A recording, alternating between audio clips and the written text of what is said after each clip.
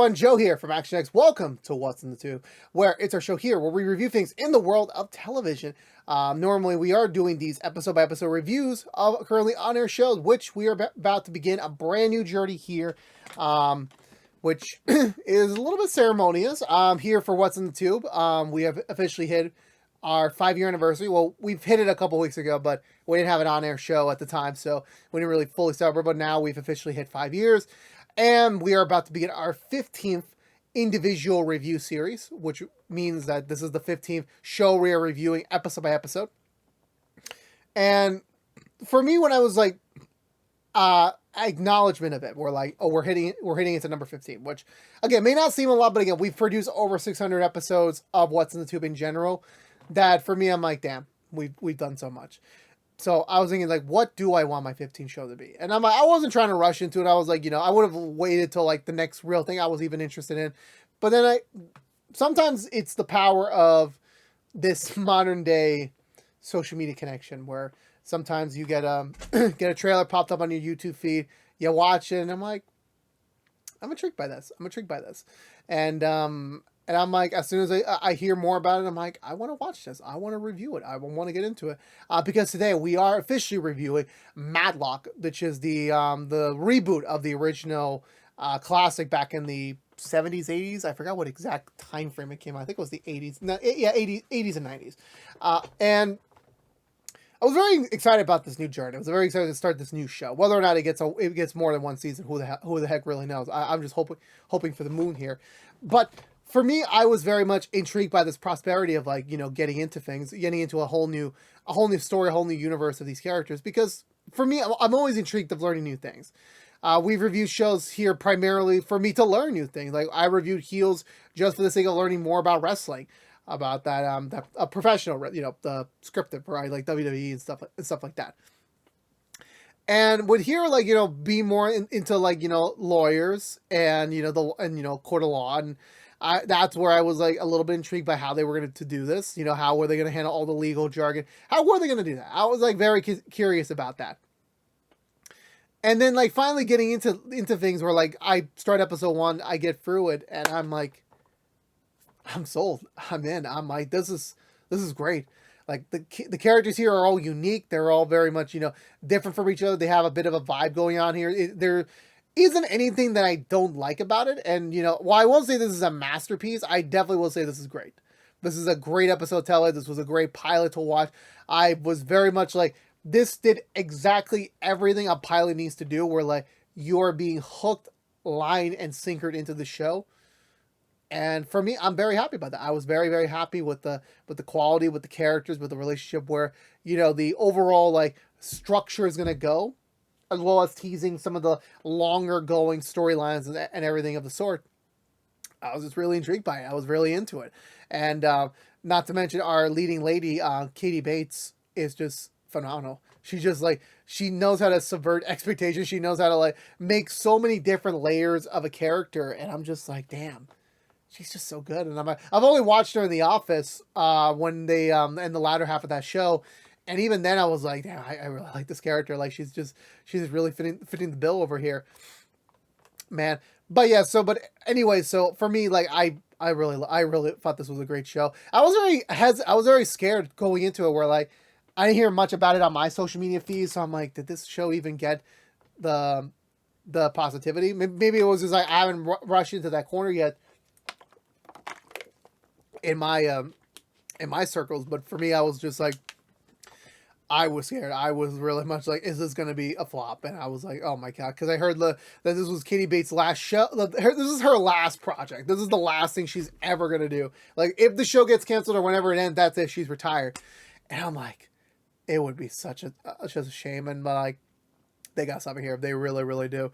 And I'm very excited to see more of it. And for me personally, yeah, again, just to kind of say at the wrap, this was a great episode. This really was a great way to start off the series. Great way to start of this new story. And you got a little bit of taste of each and every character that I'm just like, yeah, I'm ready to see more. I'm ready for that next episode. I was actually going to review the special preview about a couple weeks ago, but the problem is I had a family emergency, so I was unable to watch the episode live so I could review the episode. So I had no choice but to wait until later on when we got a little closer to the release date. the proper release date, which is next week. And now I'm like very excited to like, okay, now we're gonna hit the ball running. Now we're gonna really get into some good stuff right there. So that all being said, let's go for the Butcher recap. Which, if you're a newbie here, I'm gonna basically review the entire episode piece by piece, seed by seed. But I will probably forget certain things because my memory is shit. Apologies for the language there. So that being said, let's get through the Butcher recap. So we begin in a coffee shop. No relation to Friends, thank God. I was like very much scared we were going to get some sort of Friends reference and a Matlock reboot.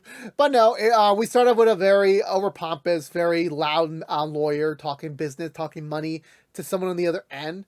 And he's getting a little bit impatient as the lady in front of her is taking a bit too long to pay for his coffee. And he has enough of it. He says, screw it, here's $100. Give me this. I'm done. Bye-bye. And she's like, oh, that's so sweet. Like, you know, like just my lucky day. And it's our titular character, Madeline Matlock, who is just playing the guise of a sweet old lady, just, you know, minding her own business now, having congratulated herself with a free cup of coffee here at this, you know, very local coffee shop that probably costs too much money for a single cup of coffee. And she takes a few creamers in her hands for some odd for same reason. Like, I don't think anyone needs that much creamer. But she heads over to a nearby nearby building where, using her sweet ladiness, she manages to get through security, manages to get through the front doors of a law firm. And I'm like, does she already work here? Are we starting like a little bit ahead of schedule? And like, no, apparently she doesn't even work here. She's just sneaking in here for some ulterior motive, which we'll find out in just a matter of minutes.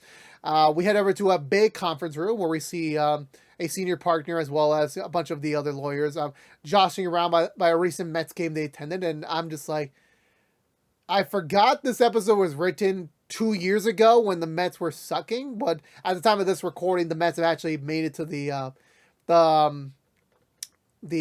what's the freaking the pennant series. I'm not sure. I'm not a sports guy. I'm not. I apologize. But for me, I'm just like, damn, you're just really still shitting on the Mets. Like, this is an easygoing joke. Maybe things will change soon enough. So they're catching up in the big lawyer's case. What's going on with that? One of the lawyers on their right, Olympia, is handling a lawsuit against the one of the local precincts for corruption back in the 90s, and they're pursuing more money. However, the offers kind of stalled up a little bit. You know, it's stuck at $2 million, which is again not what the firm needs, because again the firm is more thinking about the big picture dollar amounts, and that's what kind of where they want her to focus her attention on. But she's still stuck on this case. But he's like, you know what? Just go to trial, knock it out. Let's be done with this. Let's move on. As for the other person, who I do not remember his name, and some of you should know about me, I'm very bad at names. It will take me a while for me to remember names. But I do know him as Jason Ridlin, who played Dipper in Gravity Falls, which was like such a treat just to see him again. It's been so long. I've actually seen some behind-the-scenes videos of him, so I was like very much like, that's got to be you. That's got to be you. And then when I went on Wikipedia, I'm like, hell yeah, that's you. Hell yeah. And he's discussing this case. He's about to close out. He's locking in on $19 million, which, you know, it's not what they want, but, you know, it's close enough. And however, Matlock intervenes herself and basically kind of joshes them around a little bit, saying that, oh, I know about Peabody. I know that you can get a higher number of that if you're willing to go for it. And everyone was like so confused, like, who are you? Like, we don't know you. And she's like, oh, well, I'm Alan Matlock. I'm no relation to the TV show. Just happened to be it. Also, I happen to be a lawyer, you know, not practiced for like over 3 decades, but you know, she's still got the makings of one inside of her. She was applying to be an associate here, but they never received she never received the call back. So she's like, you know what, I'm gonna make my own interview, and here I am. And they're like a little bit impressed with her for her moxie, for her, you know, confidence of being here. And but she said, I don't even want an interview anymore. I just want the job. That's all I want. And they're a little concerned because, like, well, we don't really do that sort of thing because, like, you know, you can't just walk in here and just demand a job. And she plays the age card of like, well, well, you can deny me, but it better not be for ageism. Otherwise, you know, you got your own lawsuit ahead of you. And then the owner, the head of the firm, just happens to be in the back of the room. And he's kind of impressed by her, by just, like, you know, how confident she is, how, like, enthusiastic she is about the role. And she's like, okay, you know what? You sold me about it. And as a sign of goodwill, she does give them the number that the other firm was willing to like settle out, which is way more than they were about to settle for. And he's like, okay, you know what? We'll give you a 2-week trial period. You can start on the case and wrap it up for Olympia. And Olympia is just not happy about this. She's just like, no, this is not what I need right now. This is not what I need. But she has no choice, really. She really doesn't. So she tries to immediately do the traditional, like, to the new person, I don't like you. I'm going to try and find any way to get you out of this. And let's be done with this. She's basically making her stand clear with, like, I move fast. You better keep up. I'm not slowing that for you because you're old. And if you really want me to get on my good side, get me Thanksgiving.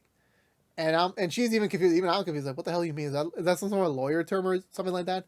And then we meet over the her other 2 associates that she's getting. She got in as her underlings.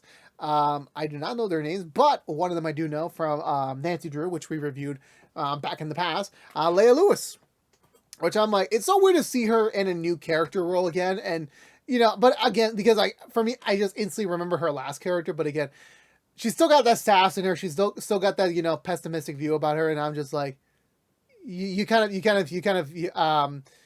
me on that easily. You really do. So they've been stuck on this case for 6 months right now. Really got no movements here. And they're kind of under a deadline right now. So, they really got to figure out how do we solve this quickly and get it done with, because the firm is basically done with her waiting around and wasting time in this case.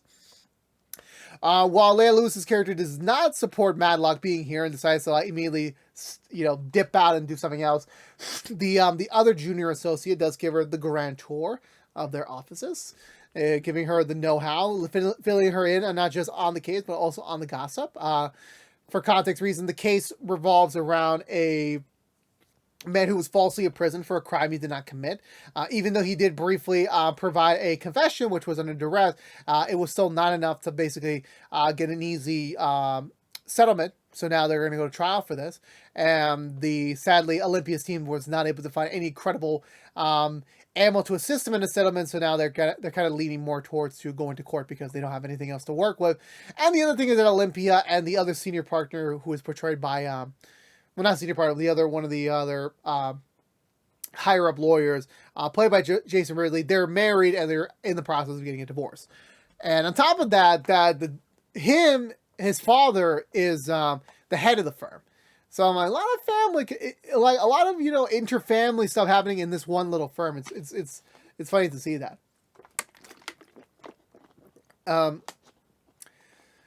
So after Matlock gets filled into things, they go into a smaller conference room where they meet the clients, and they're a bit more hesitant on people, so they have to record every single conversation they have just to have posterity, just to have evidence in the tank, just in case if something does go south, they have a lot to work with. And they immediately do so for Matlock, just to kind of bring her into this group, bring her into this trust as they continue to expand the case more. And that's around the same time Olympia comes in while Matlock is introducing herself, where she sadly does tell them that for some reason the other side has lowered their offer from $2 million to $200,000, which the clients are not happy with. They're not happy about that. They immediately denied the $2 million because they felt like they can get more in court, and now them being basically getting scraps is just they don't think it's fair. And Olympia's just kind of trying to peer to let's settle this out. Let's get set. Let's just take the deal and move on. They play one of their first tape with her, where she promises them that, hey, I'm gonna get you I'm gonna win. We're gonna win this case. We're gonna get that big settlement because I believe in you. I believe in your battle. Then I want to fight it for you, and I know we can do this. And Olympia has no choice, and Olympia doesn't say anything, and they look at Matlock like, what do you think? And she's like, you should go to trial. And Olympia's like, oh, son of a gun. And then she's getting crap over the head honcho, who yells at her like, how do you let a newbie basically undermine you on her first day? Not even the first day, even the first hour. And I'm just like, she's like, well, how was I supposed to do? They fucking looked at her and they're like, what do you think about it? I can't just be an asshole or anything. And he's just reminding her you need to win big on this case, or this will definitely hurt your chances of being senior partner.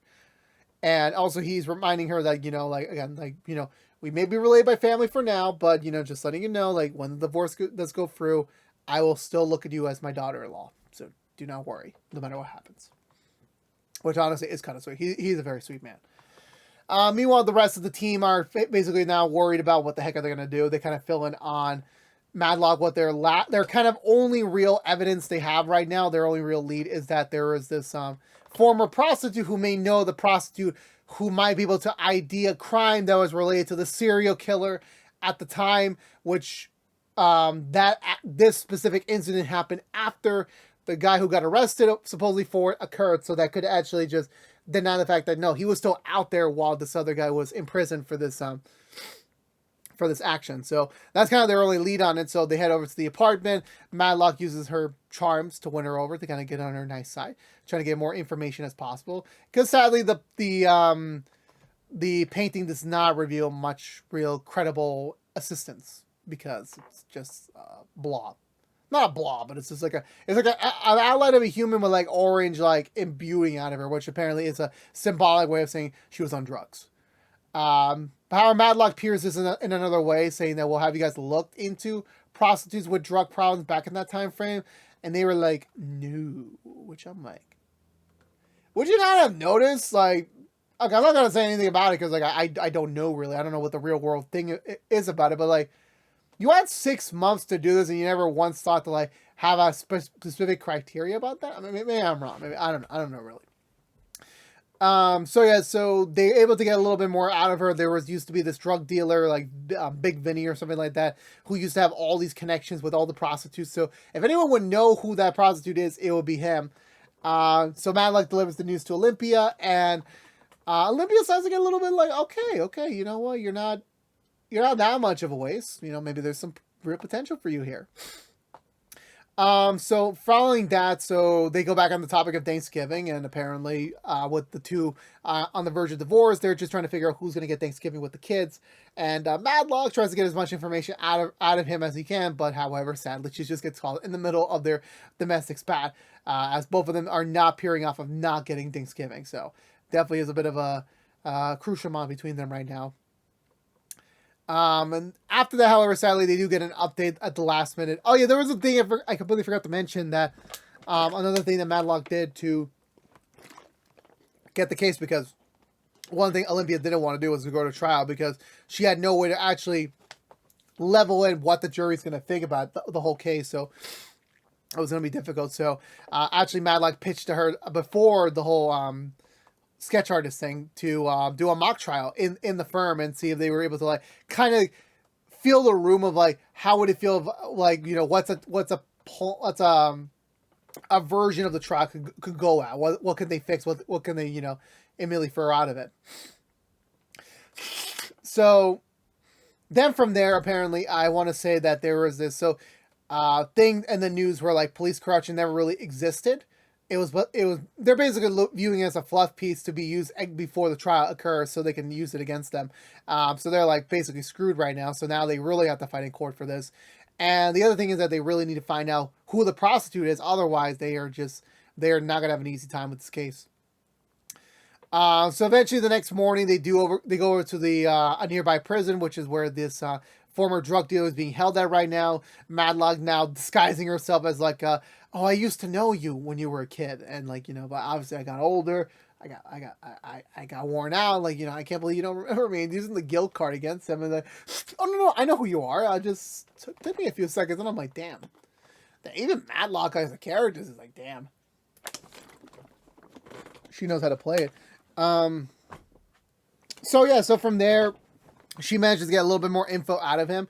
It's not incredibly too much, sadly. He doesn't exactly remember every single prostitute he used to have, but he did remember one specifically that kind of disappeared after a while. So that might be the person. So that manages to like kind of narrow down their escape field a little bit while the actual trial begins into place. Which again, like any, you know, good rivalry goes, there's the defense and the defendants are very much neck to neck with each other, very much hate each other, and they're really not giving each other an inch right now with this case. Trying to set the boundaries at the main the main not the suspect anymore, but like the one who was arrested and incarcerated for this, he will not be speaking at trial because he is just, you know, too shy of it. And, you know, they were trying to establish that, but even the other guy knows, like, you're full of crap. You're just trying not to get him on the stand so we don't destroy him. So Matlock and the team go over to the though they do eventually find the real prostitute. They go over to her house, and they explain to her the situation at hand, and she tells them, like, look, I heard about it. I really want to help, but the problem is that I kept that part of myself away from my husband, away from my kids. I don't want them to know that their mom was a prostitute at one point. I don't want that. I rather them just think of me as just a regular person that they made some mistakes in life. That's it. And, you know, them doing that would basically destroy everything for her. And while they do understand that, and they were going to eventually try to push her a little bit more to get her to participate, Matlock does tell her, like, well, technically, unless if we don't subpoena you, you technically don't have to do it. And the two of them are like, what are you doing? Like, you know, this isn't fair. Like, you know, we were literally close. This is the win we need, and you ruined it. And obviously, once it's reached back to Olympia, she's just like, no.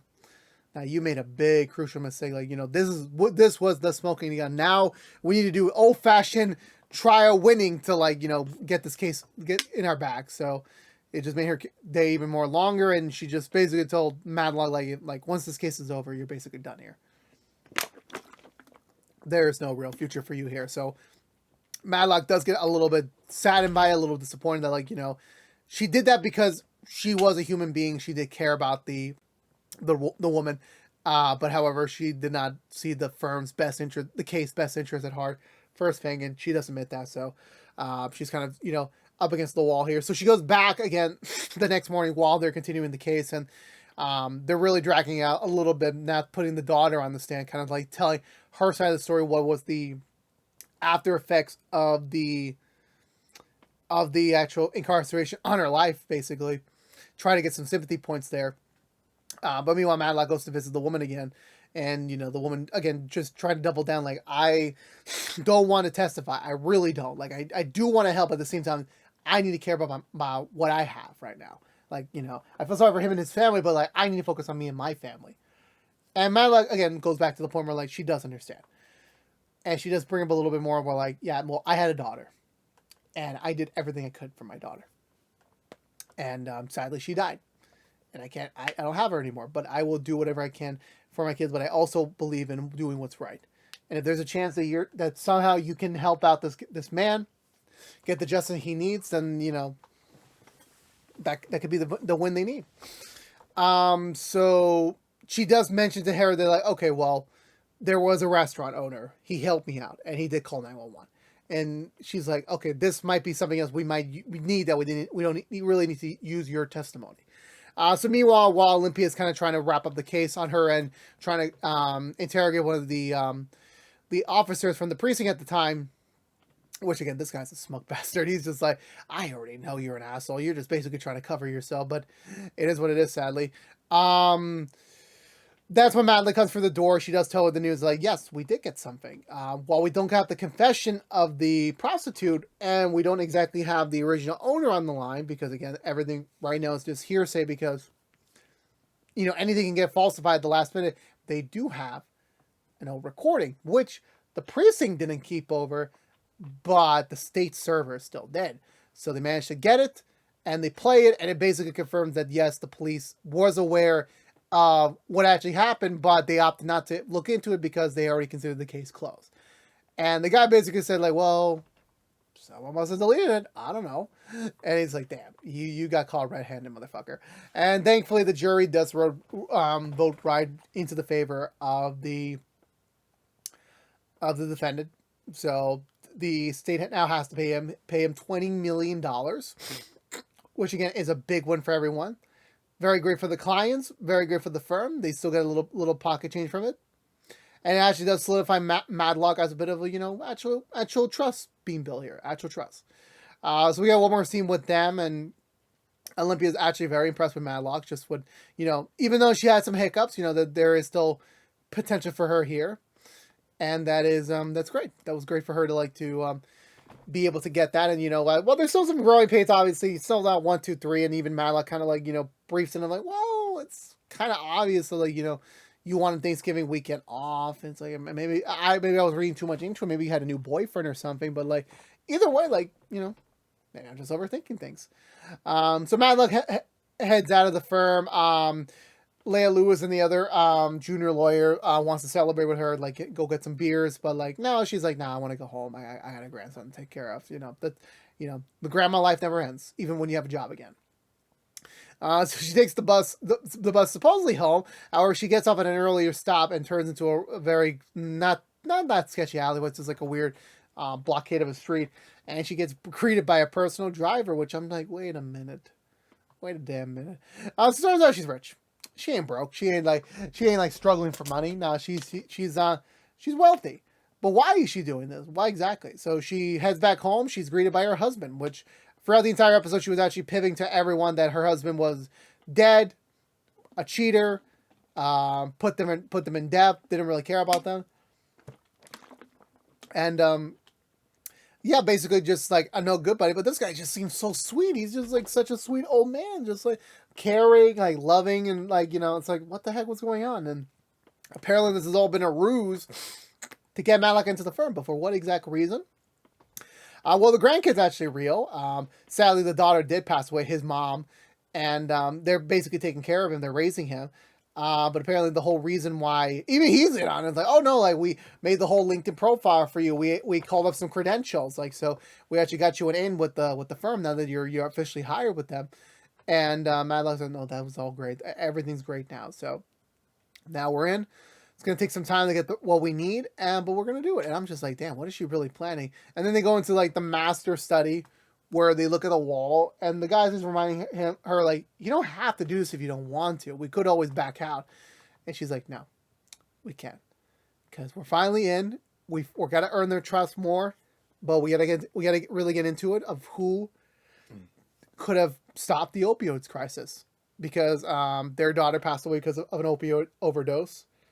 And that someone in that law firm was withholding documents from a trial that could have basically delayed things at least another 10 years, which could have saved their daughter's life. And that's what Matlock is here to do. Well, actually, Matlock's not even her real name. This is something she made up. Her real name is, I forget what the last name is. But basically, she's in there. She's going to find out who had the document, who basically put it away, and also who's going to go to jail because of it. And that was a wrap on the first episode of Matlock. I really, really did enjoy it. I really did. I think Katie Bates definitely led the cast very well. She's very lovable. You never know what's expected from her. You really, really don't know. She's very open-minded, very open to like any possible angle for terms like a strong delivery or a comedic moment. She really, really does. And I'm very sold on her as an actress. As much as I've seen her before in The Office, like this definitely, like her taking the lead here was like definitely something that I was like very much like enthralled at. The rest of the characters, I can't wait to see more of Olympia and Jason Ridley's connection, what really is going on between there, and also more from the junior associates. They're already seeming like to be a very fun foil to like the two youngsters with the old brass. It's like it's a very nice thing. It kind of reminds me a little bit of The Accountant, not The Accountant, not that movie, the Intern starring damn, I forgot his name. It's in a half away too, but like that movie, I want to see that movie, but I haven't seen it yet. But it's kind of giving me that similar feel, like from the trailers that I did watch. So I can't wait for more. But yeah, other than that, I really loved this episode. I really, really did. I think this is like one of my more favorite series premieres I've been to in a long time, and I can't wait to see more of it as we go through the weekend. As we're trying to see Matlock's quest for some justice for herself. But yeah. So with that being said, I'm going to give this episode 2 thumbs up. Let me know in the comments down below. What did you think of the first episode of Matlock? I would love to hear your thoughts down below. I would love to have a conversation with you about it. But with that being said, that's going to do it for me. If you're unaware, this has been What's in the Tube from ActionX, reviewing, hopefully, the entire first season of Matlock. If you want to know what we're doing normally, What's in the Tube beside our Matlock episode reviews. Right now, we're just doing Matlock. We might have some random seasonal content come out from here to there throughout the entire rest of the year. So stay tuned for that front. But again, if you only care about Matlock, you're in luck. We'll be back next week with another brand new episode review. So stay tuned until there. We will be reviewing the entirety of Matlock's hopeful first season as we go around it. So we'll see you guys next week for that. But again, thank you so much for watching. Please subscribe if you haven't yet. Like, favorite, share if you want to. Ring that bell and follow us on social media. But until we see each other again, thank you so much for watching. But until next time, please stay safe out there. Be good to each other. And as always, peace out.